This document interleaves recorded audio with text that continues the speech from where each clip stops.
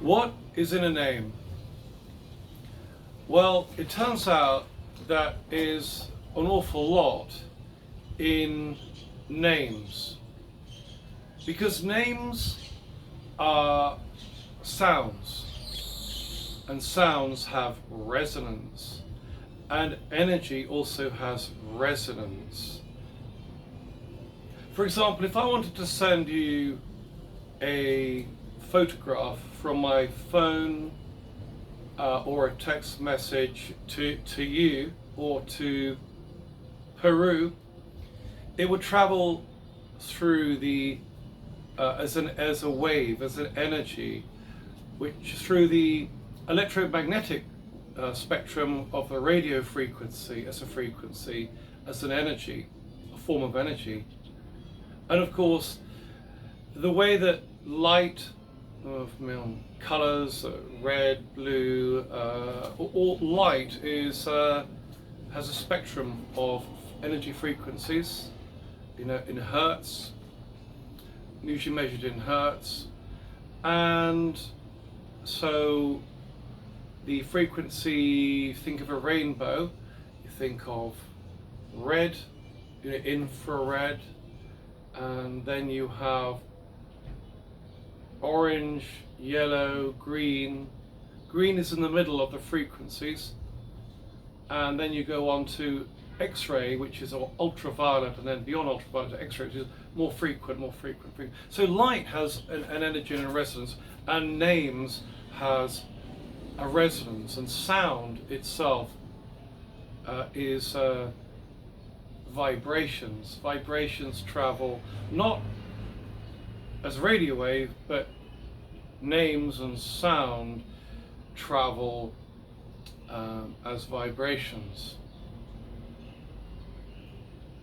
Vibrations and sound is a mechanical force. It's not necessarily, but it's very similar to the way we think about light, mobile phone, cellular messages or text messages, and how we receive and communicate conversations through our mobile phones, all traveling through energy. So energy permeates the world around us. Energy. And when we talk about sound, we're talking about a specific type of energy. The earth itself is supposed to have a frequency, a resonance, which is where we're at. A resonance. I believe it's 400, and they've calculated at 435 megahertz is the frequency, the vibrational frequency of the earth. I just checked that. Bear with me. Yeah, 432 hertz is the sound of the universe. According to that, it's a natural frequency of the earth, as I was just saying. So we all have a name. You have a name. What is your name? Your first name. Your what used to be called Christian name. What is your name? I mean, my name is Tristan. So we have Mary, Jack, Thomas. Now, to give you to let you know how we associate with sound and names. If I was going to call you, if you're a man, and I'll call you David, but your name is John, or I'll call you Antonia, and your name is Rebecca. You see, we associate, resonate. Try now asking the person you're with to call you by another name. So your name is Peter, they'll call you Jack. Or your name is Rebecca, and they'll ask you to call you Anna. We totally feel out of sync. Well, you know it's not a name, because a name we identify and associate with this resonance. It's a resonance. We tune in to this sound, and a lot of our being is associated with this harmonic resonance, as in our name. a name is very personal. It's personalized. It has a resonance. So when we talk about names, and then moving on to names of God, we must say that names and sounds of names have meaning. Every name is composed of a series of syllables, which is a vowel and a consonant is a syllable. A syllable, as you probably know, is formed of a vowel, A, E, I, O, U, and a consonant, B, D, F, G, H, J. Anything in the alphabet that's not a vowel is obviously a consonant. So every name is composed of more than 2 letters which form a syllable. And these syllables, so for example, let's take it simply, Anna is composed of a vowel A and an N consonant, or a double N and another A. Anna, okay? Anna, it has a resonance, it has a sound, and every name has a resonance and a sound. So for example, the letter A, but if I say to you where the A has a sound, a frequency, A, and that frequency is called a phonetic. It's called a phonetic sound, which is a phoneme, if you like, from phonos in Greek, meaning sound. Now, we've only just begun, so bear with me. What we're talking about now is that your name and names have power. For example, just explained it. If I was going to call you by another name, or you by me by another name, well, hang on, my name's John, Trevor, Richard, whatever, or Maria. So names we associate with a powerful meaning. Now, in terms of energy and sound, we're going to talk about quickly. Have you ever heard of this phrase, sticks and stones will break my bones, but words will never hurt me? We use a name. I mean, words and names can hurt people, but they can also empower people. If you say to someone, you're useless, you're no good, you worthless person. Now, if you tell a child you're useless, you're no good, you can't do anything, come on, that's rubbish, and you become disappointed and you project all this negativity, there are 2 ways a child can react, or anyone can react. You can either react, say, Conyo, I'm not. And you can fight that and say, I'm going to prove that I can be good. No, I'm not. And it brings out the challenge in you. Okay, you respond to that. But of course, some people respond in a negative way to being told they're useless, they're no good, they're worthless. So we are affected not only by sticks and stones, we're also affected by the resonance, the way people talk about us and how we interact with the world, but also we like to be liked, loved. Most of us like, not all of us, but most of us like to be accepted, to be liked, to be loved. And what some people don't, of course.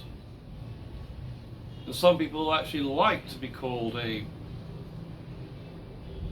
be careful here, I've got to come up with lots of rude words, but some people like to be offended. Say a mild one would say, you piece of shit. And they would laugh because they like to hear the dirty, thinking word. They like to be, you fuck. Why they go fuck? It's like it's a whole negative exchange. People like that. But normal people will don't really like to go into that provocative, challenging, fighting kind of normal people. So, the universe is supposed to have a frequency of resonance, light bands, red, blue, green, who have a particular frequency, each of them, which is why the plants, for example, pick up all the colours in the spectrum, but don't receive the frequency of green, which is what they reject, which is why plants are green. They absorb all the other colours in light. Light is composed of 7 basic colours. They receive them all, but they reject green.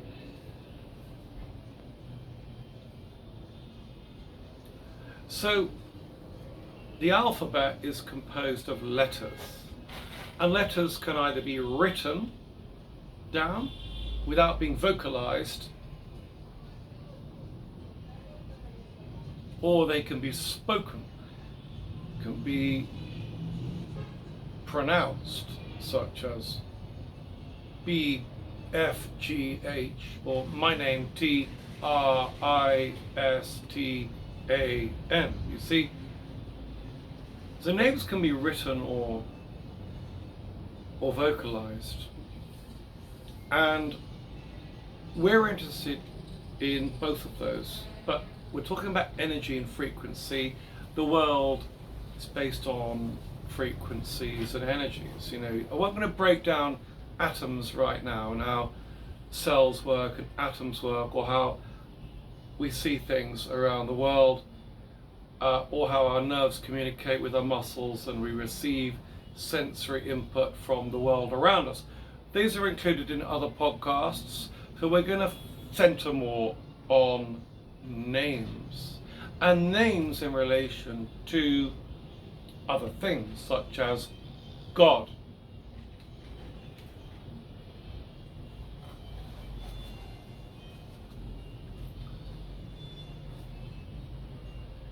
A bit of grammar.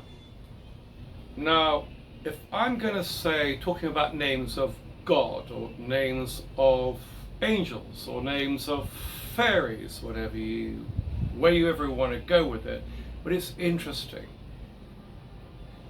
And these podcasts are designed to be interesting, because boy, oh boy, oh boy, in this world, cycles of negative energies which receive through the news, through our mobiles, through our news, we're bombarded with negative cycles of energy. And sometimes we need to step outside of that and appreciate this amazing, wonderful world that we live in. Appreciation, and to be awoken to the mysteries that surround us wherever we are. So names. Why would I talk about names? Okay, so let's go back to some grammar first, okay? It's a bit complicated, but you have to think. We have to use our intellect, our nous, to try to engage in things. We're not like in a cinema with pieces of popcorn in our mouth, drinking Coca-Cola, watching a movie with chicken wings in our mouths. No, we're here because we're interested in thought, mind, interested in our being.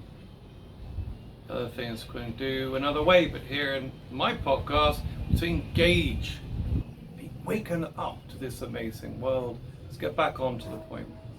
So if I say, she is a girl, or she is an actress, or Maria is a news presenter. Okay, now Maria is, okay, a news presenter, or an actress, or a girl.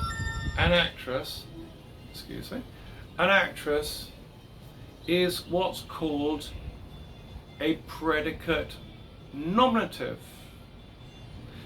She is, or Anna is, an actress.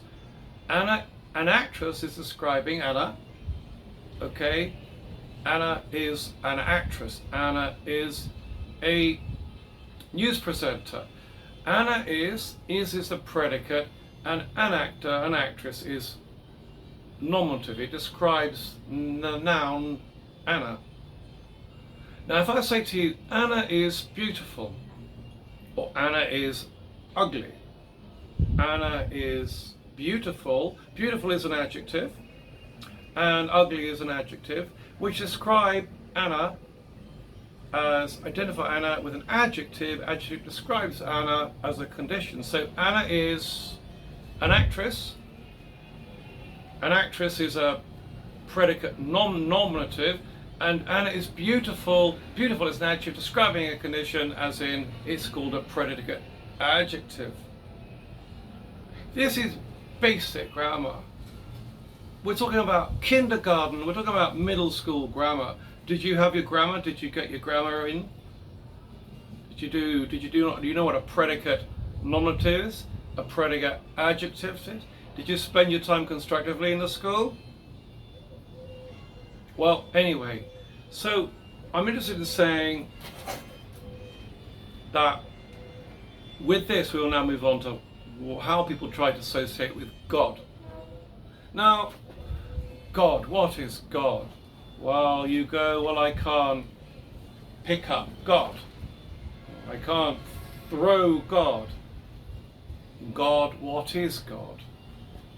Where is God? You see? So to compensate for this, people use adjectives, words to describe the states of God. So we'll say, God is beautiful, God is wonderful, God is all-powerful, God is omniscient, or all-knowing. Omni, all, niseri, to know, omniscient. We'll say, God is mysterious, or we'll say, God is eternal. So God is an adjective. Okay, so like Anna is beautiful. Say God is all-powerful. All-powerful is an adjective. God is miraculous. Miraculous is an adjective to describe that. So like God is. So we're describing God not with physical objects, nouns. We're describing God with adjectives, because adjectives describe a noun. And so God is the noun. Are you with me? So God is beautiful, God is omnipresent, all present, omni, all present. Okay? These all people and societies and generations have looked for ways to try to connect and understand and relate to the force, the creative force of the universe, for God believers, but this is a concept.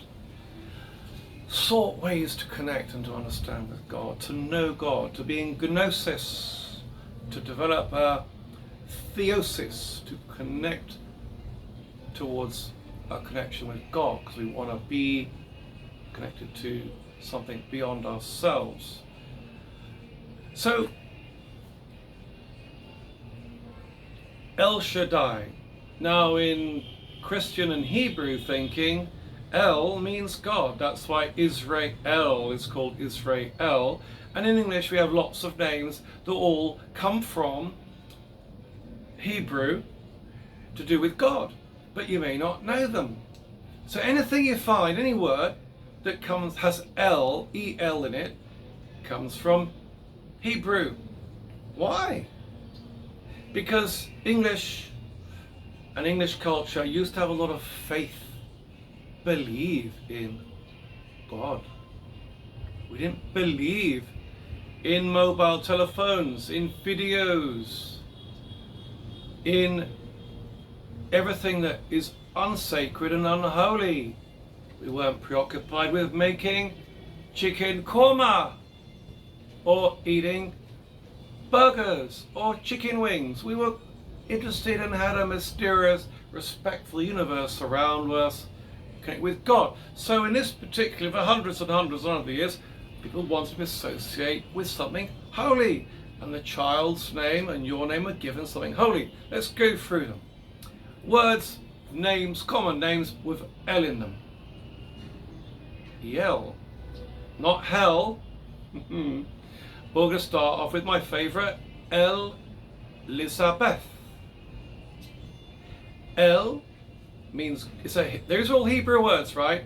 Elizabeth, Daniel, Ezekiel, Michael, Raphael, Joel, Suriel,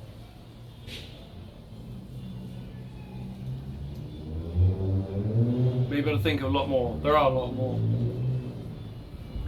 So, Elizabeth means, El means that, Liza means concentrated to or devoted to, and Beth means house, where the word B comes from. That word B meant house originally. So Elizabeth means devoted to the house of God, or a part of the house of the house of God, devoted to God's house, to God's temple, which is a very big thing in the Temple of Solomon, God's tent.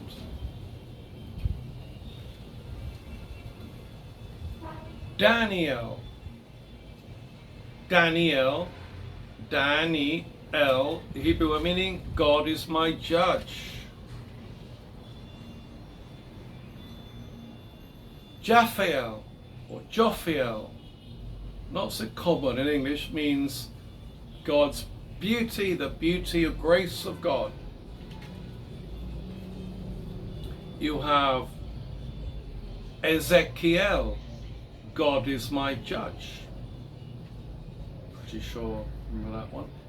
You have Michael, Michael in English. Michael is who is like God.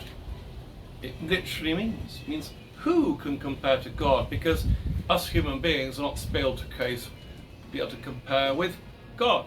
So it's who is like God, the awesome power of this being that is eternal, everlasting. So we talk about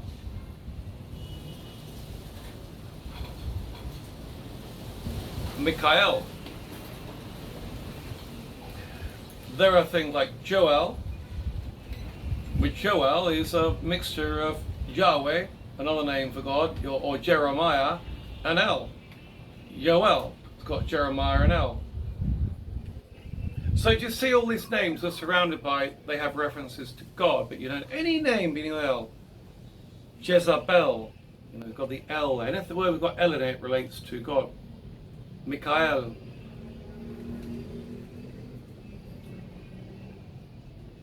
So, in terms of trying to identify with God, God is used as descriptive terms, descriptive labels to try to express what God is, because you can't say God is a rock, or God is a stone, or God is a book. A predicate nominative, you have to describe God as an adjective. So then we reach into ourselves and come out with all these words, or God. And I remember God, El, was the original name and is the most common name of God in the Bible. And then when the Hebrews left